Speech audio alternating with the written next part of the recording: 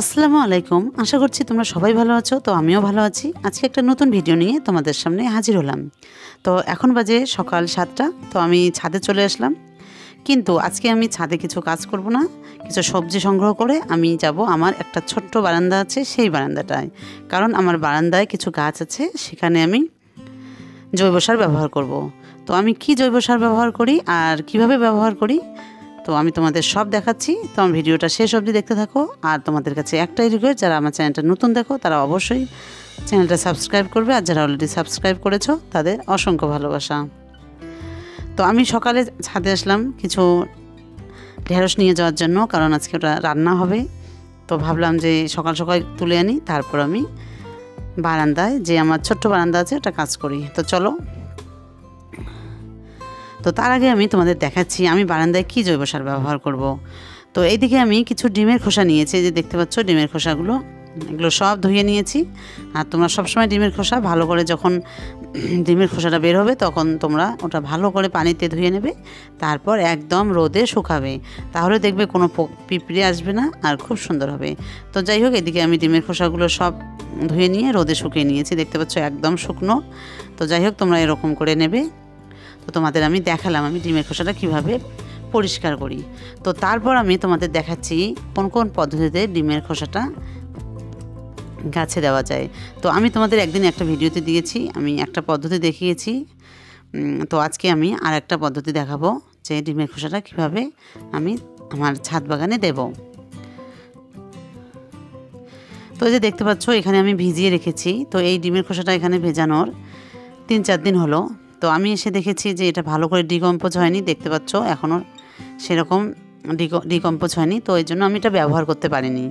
তো এই যে দেখতে তোমাদের ভালো করে দেখাচ্ছি, কারণ এই যে ডিমের খোসাগুলো এগুলো ডিকম্পোজ হতে অনেক সময় লাগে, তাই এটা আমার 10-15 দিনের মধ্যে রেখে দিতে হবে। তো আমি ওই জন্য এটা সেদিন আমি ব্যবহার করতে পারিনি। তোমাদের আমি দেখিয়েছি একটা ভিডিওতে। তো এটা আমি রেখে দিয়েছি, মানে 3-4 দিন হলো। তো তারপর আমি তোমাদের দেখাচ্ছি এই 12 বা 13 দিনের মাথায় আমি তোমাদের দেখাবো যে কেমন হলো ডিমের খোসাটার কালারটা কেমন হলো তোমাদের দেখাচ্ছি। আর আরেকটা পদ্ধতিতে আমি দিয়েছি, সেটা হলো মানে ডাস্ট করা পদ্ধতিতে। ওটা আমি তোমাদের দেখিয়েছি, বা ভিডিওতে আমি ওটা ফুল ভিডিও তোমাদের একটা দিয়েছি, কিভাবে ডাস্ট করতে হয় ডিমের খোসা আমি দেখিয়েছি। তো এই যে এটা আমি রেখে দেবো এবার। আর তোমাদের সবসময় তোমরা মনে রাখবে যে এটা সবসময় ঢেকে ঢাকাযুক্ত স্থানে রেখে দেবে। তো যাই হোক, এখানে দেখতে পাচ্ছ যে ডিমের খোসা ডাস্ট করে নিয়েছি, তোমাদের একটু দেখালাম। আর এই যে আমি 12 দিন পর আসলাম, তো দেখতে পাচ্ছ কালারটা একদম চেঞ্জ হয়ে গেছে, মানে ডিমের খোসাটা মানে ভালো করে ডিকম্পোস্ট হয়েছে। দেখো কালারটা একটু আলাদা আলাদা চলে এসছে। আমি তোমাদের মুখটা খুলে দেখাচ্ছি মানে কেমন হয়েছে ডিমের খোসার যে জৈব সারটা তৈরি হয়েছে, কালারটা কেমন হয়েছে। এটা একদম খুব সুন্দর একটা ফার্টিলাইজার তৈরি হয়েছে। এই যে দেখতে পাচ্ছ কালারটাও খুব সুন্দর চলে এসছে। তো আমি একটু নেড়ে চেড়ে দিচ্ছি। আর তোমাদের একটা কথা বলে রাখি, তোমরা যখনই ছাদে চলে আসবে একবার নেড়ে দেবে, তাহলে দেখবে খুব সুন্দর হয়। তো যাই হোক, আমি যখনই ছাদে চলে আসছি তখনই একটু নেড়ে চেড়ে দিয়েছি। তো একদম পুরো কালারটা চেঞ্জ হয়ে গেছে। তো এই জৈব সারটাই আমি আমার যে ছোট্ট বারান্দার যে কিছু গাছ আছে সেই গাছটাতে দিয়ে দেব। আজকে আমি ছাদ বাগানে কিছু কাজ করব না। তো যাই হোক, চলো আমি কিভাবে বারান্দার যে গাছ কটা আছে কিভাবে দেই তোমাদের দেখাচ্ছি। তো এটা আগে আমি এই যে জৈব সারটা যে তৈরি হলো এটা আমি কেমন করে নেই তোমাদের দেখাচ্ছি। তো এখানে আমি পানি নিয়েছি কিছু। তো বালতিতে আমার মানে তোমরা দেখতে পাচ্ছ কতটা পরিমাণে আমি পানি নিয়েছি, আর আমি যে ডিমের খোসাটা দিয়েছি সেটাও কতটা পরিমাণে তোমরা দেখতে পাচ্ছ। তো যাই হোক, এটা আমি এখানে মিক্সড করে নেব।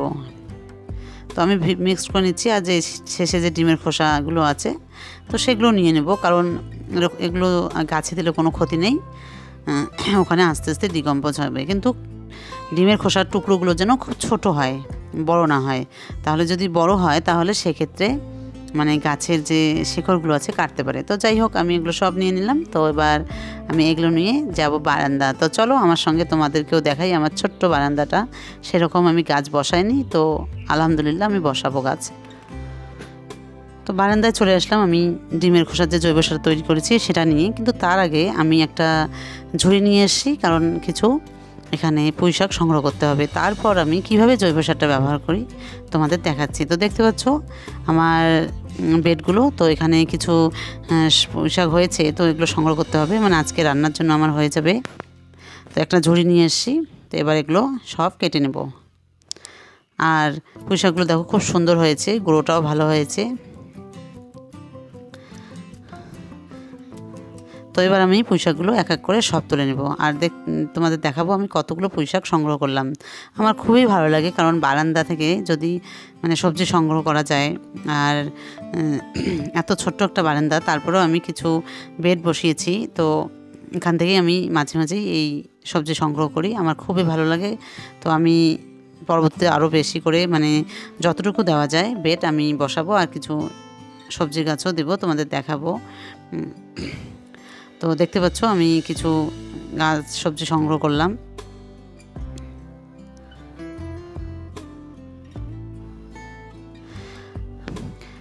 আর আমার ছাদ বাগান থেকে টুকটাক সবজি আমার সংগ্রহ করা হয় একদিন পর পর, মানে ভালোই লাগে আমার, যেটুকু পরিশ্রম করি তো আমার পরিশ্রমটা একটু সার্থক হয় এই সবজি তোলার মধ্য দিয়ে, আর খুবই ভালো লাগে, একটু মনের শান্তিও হয়। তোমরা দেখবে তোমরা ছাদ বাগানে যখন সবজি করবে, যখন সবজিগুলো হবে বা সংগ্রহ করবে, তখন দেখবে খুবই ভালো লাগে। তো এদিকে আমার সবজি সংগ্রহ করা হয়ে গেল, যে তোমাদের দেখাচ্ছি আমি কতগুলো সবজি সংগ্রহ করলাম। আর এখানে যাও দেখতে পাচ্ছ মাটিটা পুরো শক্ত হয়ে গেছে। তো এই মাটিটা জৈব সারটা যে আমি তৈরি করেছি, তো তার আগে এই যে মাটিটা এটা আমি একটু আলগা করে দেবো। তোমরা অবশ্যই তোমাদের ছাদ বাগানে যখন কোনো জৈব সার ব্যবহার করবে, তো সেক্ষেত্রে এরকম করে মাটিটা প্রথমে শুকনো মাটিটা আলগা করে নেবে। আর ভেজা মাটিতে তোমরা দেবে না, কারণ ভেজা মাটিতে জৈব সার ব্যবহার করার পর ফাঙ্গাল ইনফেকশন হতে পারে। তো সেক্ষেত্রে তোমরা এরকম শুকনো মাটি যখন হবে, তখন তোমরা একটু মাটিটা হালকা করে দিবে, দিয়ে তারপর তোমরা জৈব সারটা ব্যবহার করবে। তো আমি সব বেডেই ওরকম করে দিলাম, একটু মাটিটা হালকা করে দিলাম। আর মাটিটা শক্ত হয়েছে, কালকে আমি সন্ধ্যার দিকে পানি দেইনি, কারণ জৈব সার ব্যবহার করব তার জন্য। তো ওই জন্য আমি মানে মাটিটাও ভালো শুকিয়ে গেছে, আর প্রচণ্ড পরিমাণে রোদ পড়ছে আমাদের এদিকে। তো যাই হোক, আমার বেডগুলো সব মাটি আলগা করে দেওয়া হলো, তোমাদের দেখালাম। এই দেখো ভালো করে আমি মাটিটা আলগা করে দিলাম, যাতে জৈব সারটা একদম ভালো করে ভিতরে প্রবেশ করতে পারে।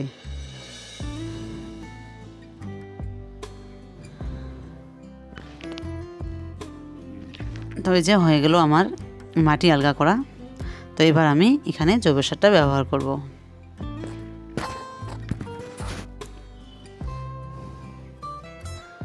আর তোমাদের দেখালাম আমি কিভাবে জৈব সারটা তৈরি করতে হয়। তোমরা ওরকম করে খুব ইজি পদ্ধতিতে তোমাদের ছাদ বাগানে জৈব সার তৈরি করে দিতে পারো। তো হয়ে গেল, এবার আমি এই মাটিগুলো সব আলগা করে নিলাম। এবার আমি এই জৈব সারটা সব বেডে দিয়ে দেব, আর একদম ভর্তি করে দেব, কারণ মাটিটা একদম শুকনো হয়ে গেছে। তো এটা বিকেলের দিকে, মানে সারাদিন রোদ পড়ার পর বিকেলের দিকে একদম শুকিয়ে যাবে। আর যেহেতু বারান্দায় সারাদিনই রোদ পায় গাছগুলোতে, এই যে দেখতে পাচ্ছ আমি একদম ভর্তি করে দিলাম, যাতে একদম মানে সব মাটি ভিজে যায়, ভিতর থেকেই ভিজে যায় মাটিগুলো।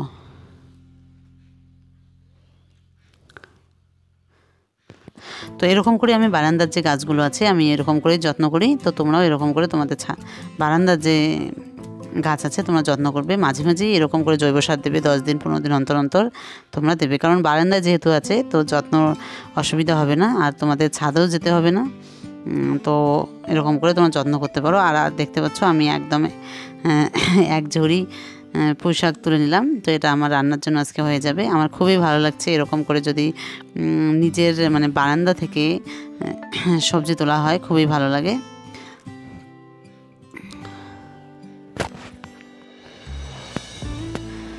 তো বারান্দার কাজ শেষ হলো, তো আমি একটু ছাদে চলে আসলাম গাছগুলো পানি দেওয়ার জন্য। তো পানি দিয়ে আমি ঘরে চলে যাব।